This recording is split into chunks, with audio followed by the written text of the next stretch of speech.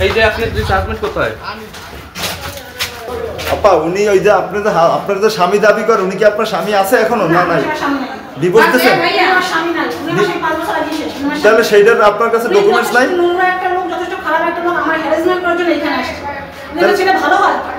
তাহলে সেইটা আপনি ডকুমেন্টস রাখবেন না আপনার সাথে সম্পর্ক না থাকলে?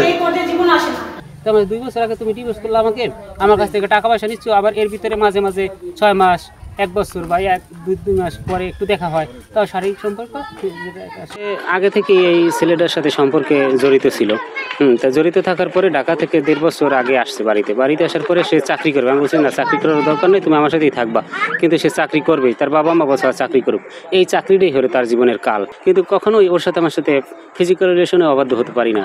হ্যাঁ, তো বলে ঘরে এখন না, পরে এইটা সেটা বলতেছে, বলার পরে কিন্তু ও আমার সাথে কথা বলে তেমন একটাভাবে বলে না, আন্তরিকতার সহিত কথা বলে না বলার কারণে আমি আবার বলছি যে তুমি যতই আমাকে ভালোবাসো না, আমি তোমাকে ভালোবাসি, আমি তোমাকে মন জয় করবোই, বাট আমি সেরকম রেজাল্ট পাচ্ছি না পাওয়ার কারণে তারপরে 15 তারিখে আমাকে বললো কি যে আমার একটা 3 পিস পছন্দ হয়েছে, তো কিছু টাকা পাঠাম। আমি বললাম কত? 1500।